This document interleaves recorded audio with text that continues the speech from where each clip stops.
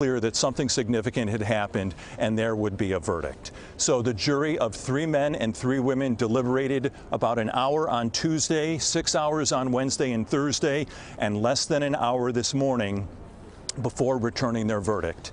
Michelle Troconis, with her family, her parents and her sisters sitting in the courtroom directly behind her, she hung her head and started to sob. And as soon as the final guilty verdict was announced on the hindering charge, she dropped into her chair. She put her head down on the table. Her co-defense attorney, Audrey Felson, was patting her and rubbing her on the back.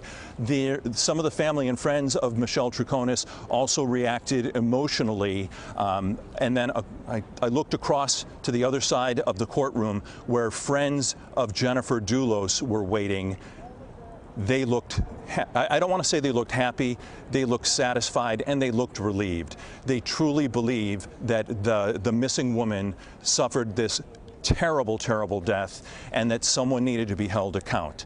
So Fotis Dulos, who it was pretty much proven in the trial committed the murder, he committed suicide. He died by suicide in January of 2020 after being charged with the murder. He left kind of a self-serving note saying that he just couldn't face the spectacle of a trial and couldn't face the suspicion, and he felt that everyone was against him, and so he was taking himself out of the equation by taking his life via suicide. And in that note, he said Michelle had nothing to do with it. But the jury heard lots of evidence, more than 25 witnesses, over 25 days of testimony. They heard herself tell her story. She sat down for 3 interviews with Connecticut State Police, 2 in June of 2020 and 1 in August of 2020, 2 in June of 2019 and 1 in August of 2019. And over the course of those 3 interviews, she changed her story. She started out by saying she was home with Fotis Dulos on May 24th, 2019. They took a shower together. Then she later saw him in his home office in Farmington, Connecticut. She eventually admitted that none of that was true, that Fotis was not home when she woke up, and that she didn't see him in his office. Later that day, he drove to Hartford, Albany Avenue, a corridor bristling with surveillance cameras, many of which captured him disposing of bags of evidence. Those bags were retrieved: Jennifer's bloody bra, her bloody shirt, some material that was used to clean up the crime scene. All of that was found. At one point on that surveillance video, you see Michelle Troconis reach out and wipe her hand on the ground. She said she was wiping gum off her hand, but the prosecution made a strong case that she knew what was going on, that she assisted in the disposal of this evidence, and the jury clearly bought that as well. The big question in this case, because there was much more evidence about hindering the prosecution and tampering with physical evidence, the big question in this case was the top charge, the B felony, which carries up to 20 years in prison, the murder conspiracy charge. That was the first guilty verdict announced today, and after that it was pretty clear that they were going to run the board and find her guilty on every count. People who've been following this case for a long time thought that murder conspiracy might be difficult to prove, but after almost a month of testimony, lots of evidence, and a very strong closing argument from prosecutor Sean McGinnis, kind of the tenor in the press corps and people who've been watching this changed a little bit and thought that there was a good chance that Michelle Troconis would be convicted on murder conspiracy as well. So guilty on all counts. The judge has jacked up her bail from $2.1 million to $6 million. She was very quickly handcuffed and removed from the courtroom. If her family is able to make that $6 million bail, she will be on house arrest and she won't be allowed to leave her home. So, Chris, if you want to pan over here, you can players to come out and to speak. We would expect to hear from John Schoenhorn, who was the defense attorney. We would hope to hear from Sean McGinnis and Michelle Manning, who were the prosecutors in this case. Michelle's family was in the courtroom. They have spoken repeatedly during some of these availabilities outside the courthouse. We may hear from them as well. So the sentencing has been set for May 31st. Again, 1,743 days after she disappeared, what many would consider justice for Jennifer Farber Dulos, guilty on all counts for Michelle Troconis, murder conspiracy, conspiracy to tamper with physical evidence, tampering with physical evidence, and hindering the prosecution. Chris? If I could just kind of have you stay here with me for a couple of seconds, just a couple of things I want to get to as we're waiting for someone to come to the podium, and when they do, we will go to that. Interesting that you had mentioned that Fotis Dulos had mentioned that he couldn't bear to stand trial, but obviously he had no problem with his girlfriend, Michelle Troconis, standing trial in his absence. You talk about the bail being set at $6 million. Any indication that her family can post that bail?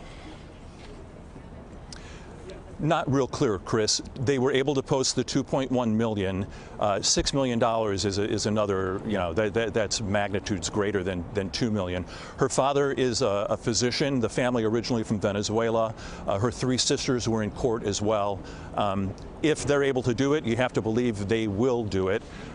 As Michelle, I was sitting about 15 feet behind Michelle Troconis as the verdict came down. As she was led out of the courtroom, she turned to one of the marshals and said, "Can I please say goodbye to my family?" And they said, "No, it's time to go." But as she walked out of the courtroom, she did say a few words in Spanish to her family. But whatever moment she was hoping to craft there with her family before she was taken into custody, she was denied that. She was able to say a few words, but that was it. Yeah, so guilty on all charges here. Tony, what are we looking at? Guesstimate, what are we looking at as far as years that she's going to serve? So on the top charge, it's between 1 and 20 years, so 20 would be the max.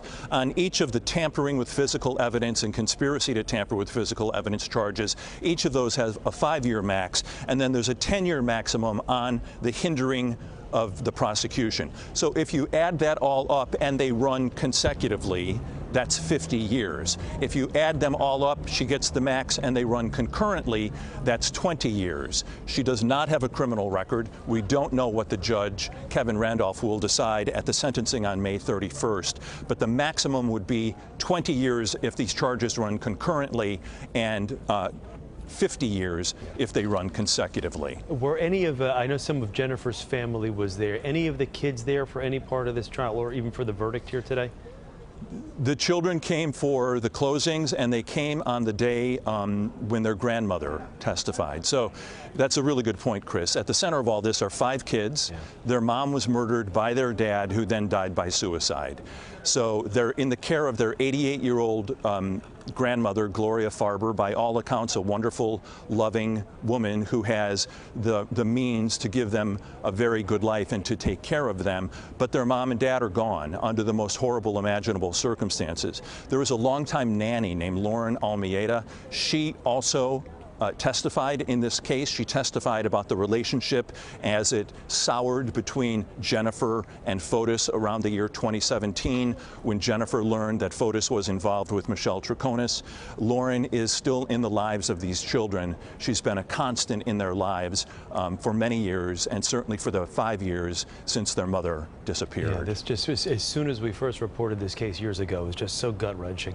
And then to see how it has played out over the years, culminating here with this guilty verdict from Michelle Troconis. Yeah, and there have been so many twists and turns, Chris. As you remember, the original lawyer representing Fotis Dulos, Norm Pattis, he floated some wild theories comparing the case to Gone Girl, hinting that perhaps Jennifer had left on her own. Of course, in Gone Girl, there weren't 5 kids that were left, you know, alone by a mother in that novel and in that book. And then he said at one point, we're actively pursuing a revenge suicide hypothesis, as if the custody battle and whatever issues Jennifer might have been dealing with in her life would be such that she would commit suicide and leave the 5 children without a mom. So it was clear to authorities from the evening of May 24th that something terrible had happened in the garage at the home in New Canaan that Jennifer was renting with the 5 kids. And they pursued that aggressively over many years, and culminating today in this verdict. And, you know, people always want to know about motive. What could the motive have been for something this terrible to happen, the murder of a woman, mother of 5 children, and the disposal of her body? Well, the court records indicate that Fotis Dulos was deep in debt.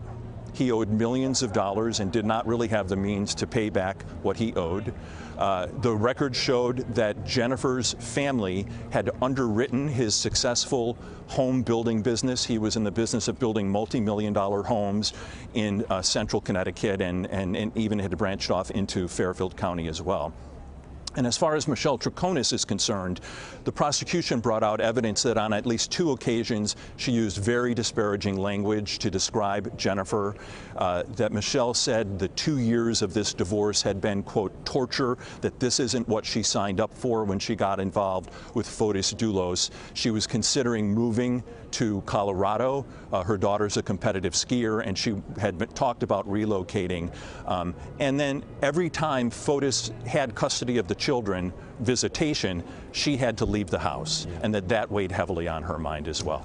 We're outside court. We're waiting for people to speak, and we'll bring you more coming up on CBS 2 News at noon. Tony, thank you. Unhealthy relationships with a tragic outcome. We appreciate it, Tony. Thank you. We'll see you live at noon in just a couple of minutes. Again, a verdict has been reached in the Michelle Troconis trial. The jury has found her guilty of murder conspiracy and covering up evidence in the death of Jennifer Fotis Dulos, the New Canaan, Connecticut mother of 5 who disappeared nearly 5 years ago and was declared dead. Troconis was the girlfriend of Fotis Dulos, who was in a bitter custody battle with Jennifer Dulos. He was charged with murder but took his own life 4 years ago before going on trial. We're going to bring you that live press conference once it begins. It should be happening at any moment. We will bring that to you, and we'll have our full report coming up for you on CBS 2 News at noon, coming up in about 21 minutes. I'm Chris Raggi. This has been breaking news. Hi there, Chris. Yeah, cold start here to the month of March, but it doesn't stick around. We've got milder air that's going to surge back in, and it's going to be around for a while. The case now here at Dobbs Ferry is we're enjoying the sunshine. It is a bit on the chilly side. Temps just below freezing here locally. I want to show you those numbers across the region where maybe heading